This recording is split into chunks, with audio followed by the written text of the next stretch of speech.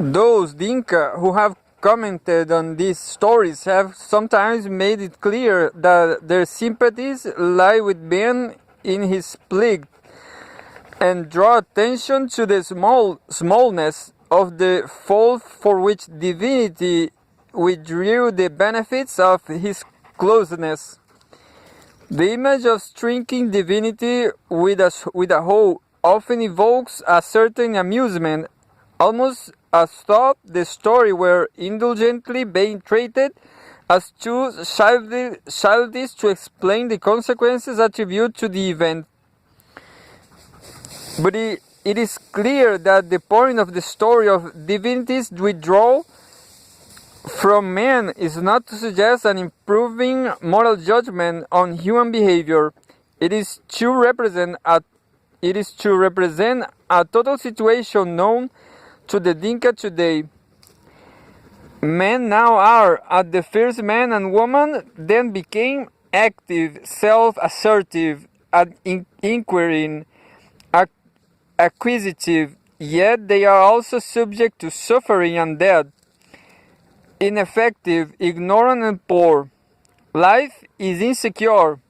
Human calculations often prove erroneous, and men must often learn by experience that the consequences in their acts are quite other than they may have anticipated or considered equitable.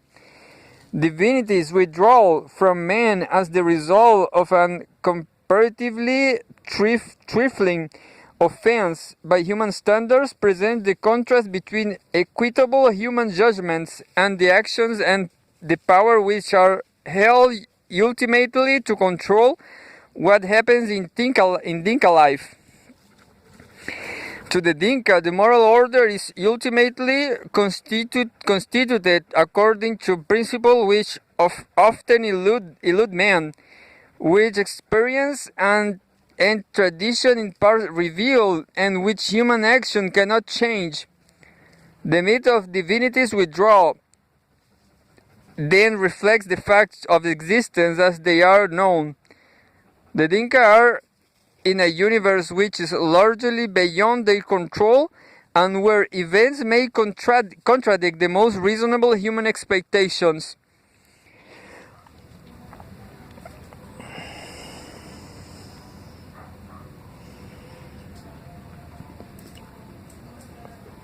Thus the problem of evil, or perhaps one should say the problem about evil is in essence the same sort of problem or about bafflement and the problem of or about suffering.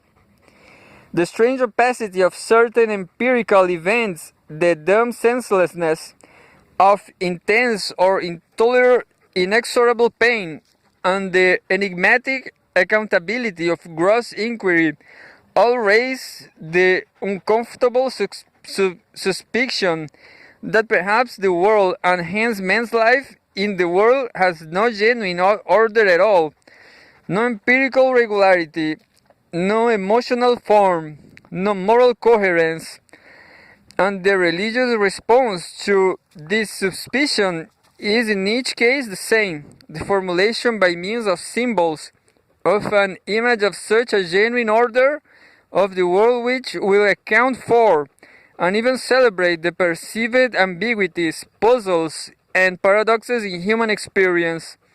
The effort is not to deny the undeniable, that there are unexplained events, that life hurts, or that rain falls upon the just, but to deny that there are inexplicable events, that life is unendurable, and that justice is a mirage. The principles which constitute the moral order may indeed often elude man, as Linhart puts it, in the same way as fully satisfactory explanation of anomalous events or effective forms for the expression of feeling often elude them. What is important to a religious man, at least, is that this elusiveness be accounted for, that it be not the result of the fact that there are not much principles, explanations, or forms, that life is absurd, and the attempt to make moral, intellectual, or emotional sense out of the experience is bootless. The Dinka can admit, in fact, insist upon the moral ambiguities and contradictions of life as they live it because these ambiguities and contradictions are seen not as ultimate but as the rational, natural, logical. One may choose one's own adjective here, for none of them is truly adequate outcome of the moral structure of reality which the myth of the withdrawal divinity depicts, or as Linhart says, images. The problem of meaning in each of its integrating aspects, how these aspects in fact integrate in each particular case, that sort of interplay there is between the sense of analytic, emotional, and moral impotence seems to me one of the outstanding and, except for Weber, untouched problems for comparative research in the whole field. Is a matter of affirming or at least recognizing the inescapability of ignorance, pain, and injustice on the human plane, while simultaneously denying that these irrationalities are characteristic of the world as a whole. And it is in terms of religious symbolism, a symbolism relating man's sphere of existence to a wider sphere within which it is conceived to rest, that both the affirmation and the denial are made, including those conceptions with such an aura of actuality that there arises here, however, a more profound question: how it is that this denial comes to be believed? How it is that the religious man moves from a troubled perception of experienced disorder to a more or less settled conviction of fundamental order? Just what does belief mean is in a religious context? Of all the problems surrounding attempts to conduct anthropological analysis of religion, this is the one that has perhaps been most troublesome and therefore the most often avoided, usually by relegating it to psychology, that raffish outcast discipline to which social anthropologists are forever consigning phenomena they are unable to deal with within the framework of the nature Durkheimianism.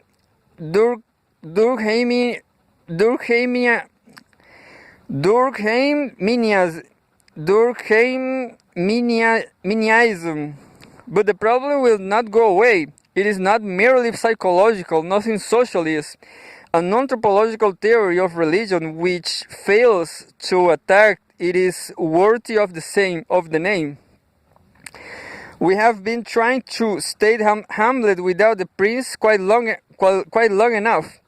It seems to me that it is best to begin any approach to this issue with frank recognition that religious belief involves not a Baconian induction from everyday experience, for then we should all be agnostics, but the rather a priori acceptance of authority which transforms that experience. The existence of bereavement, pain, and moral paradox of the problem of meaning is one of the things that drives men toward belief in gods, devils, spirits, totemic principles, or the spiritual efficacy of cannibalism, an enfolding sense of beauty, or a dazzling perception of power are others. But it is not the basis upon which those beliefs rest, but rather their most important field of application. They point to the state of the world as illustrative of doctrine, but never as evidence for it. So Belzel illustrates a world of original sin, but original sin is not an hypothesis to account for happenings like Belsen. We justify a particular religious belief by showing it its place in the total religious conception. We justify our religious beliefs as a whole by referring to authority. We accept authority because we discover it at some point in the world at which we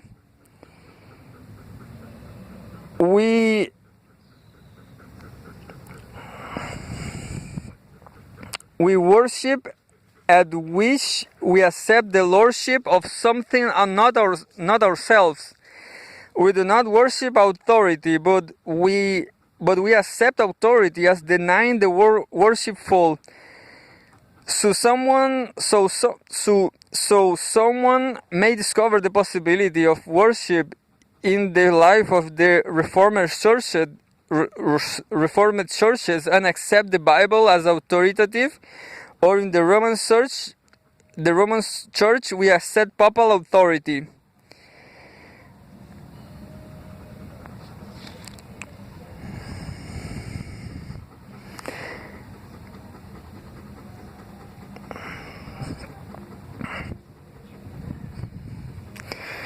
This is not, however, to say that everyone in every society does this, for as the immoral Don Marquis once remarked, you don't have to have a soul unless you really want one.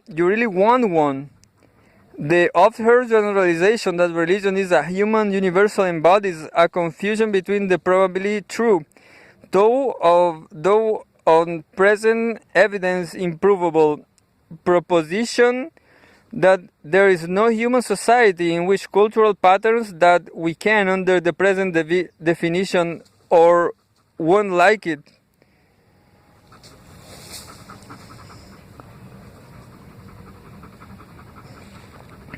called religious, are totally lacking, and the surely untrue proposition that all men in all societies are, in any meaningful sense of the term, religious. But if the anthropological study of religious commitment is underdeveloped, the anthropological study of religion neo-commitment is non-existent. The anthropology of religion will have come of age when some more subtle Malinowski writes a book called Belief and Unbelief, or even Faith and Hypocrisy in Savage Society. This is, of course, a Christian statement of a matter, but it is not to be despised on that account. In tribal religions, authority lies in the persuasive power of traditional imagery.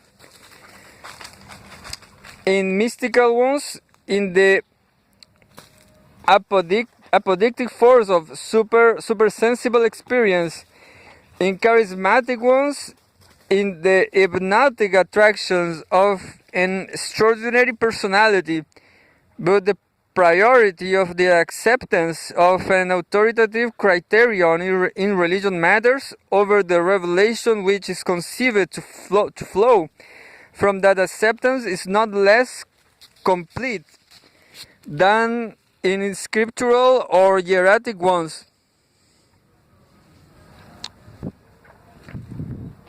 The basic axiom underlying what may perhaps call the religious perspective is everywhere the same.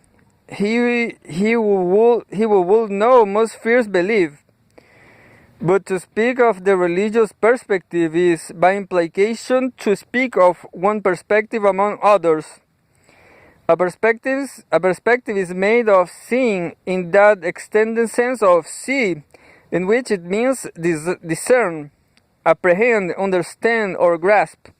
It is a particular way of looking at life, a particular manner of construing the world, as when we speak of an historical perspective, a scientific perspective, an aesthetic perspective, a common sense perspective, or even the bizarre perspective embodied in dreams and in hallucinations. The question then comes down to, first, that is the religious perspective generally considered as differentiated from others' perspective? And second, how do men come to adopt it?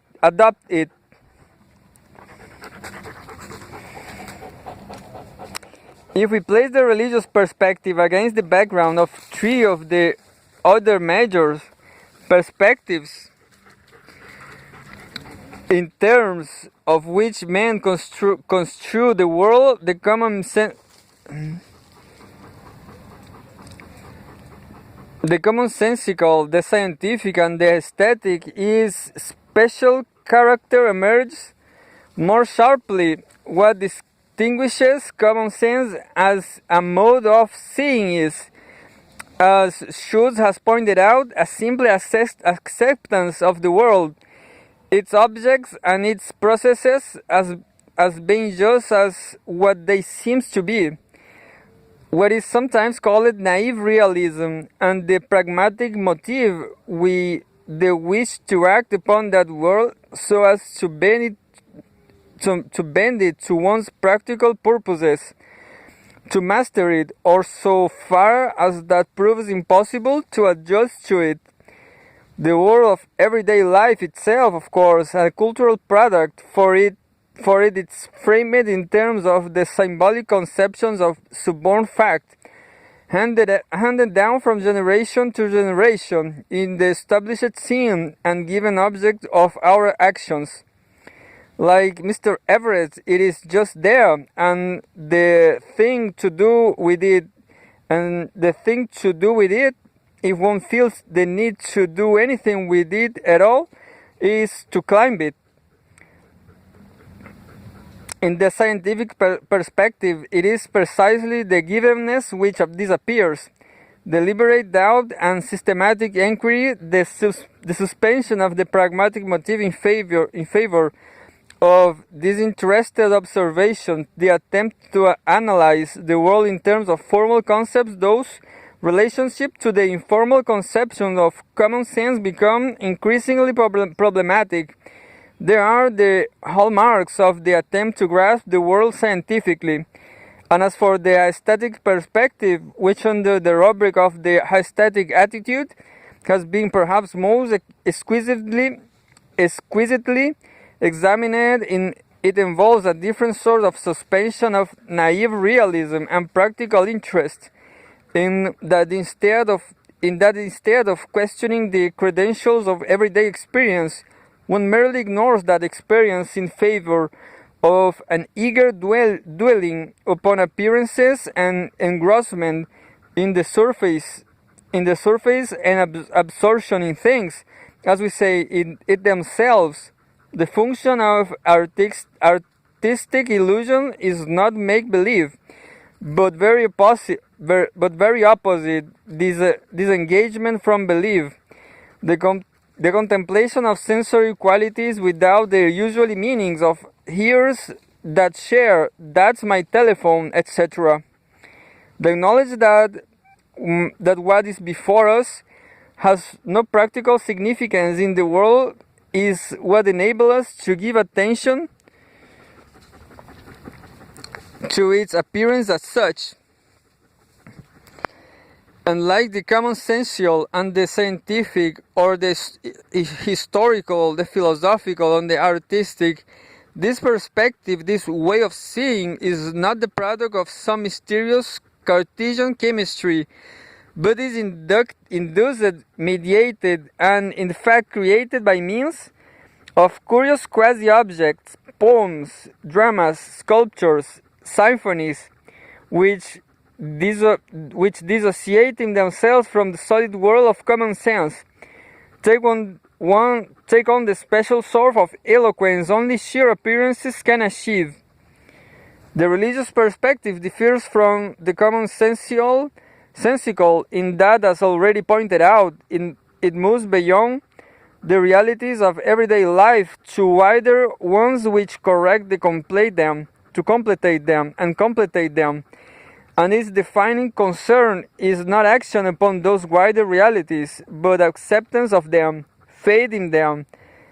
It differs from the scientific perspective in that it questions the realities of everyday life, not out of an institutionalized skepticism which dissolves the world's givenness into a swirl of probabilistic hypotheses, but in terms of what it takes to be wider, non-potential truths.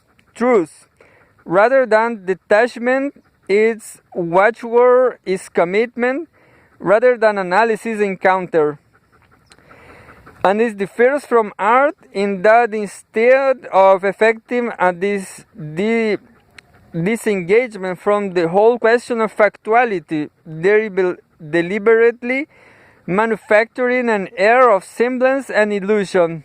It depends the concern with fact and seeks to create an aura of utter actuality. It is the sense of the really real upon which the religious perspective rests, and which the symbolic activities of religion as a cultural system are devoted to producing, intensifying, and so far as possible, rendering inviolable by their discordant revelations of secular experience.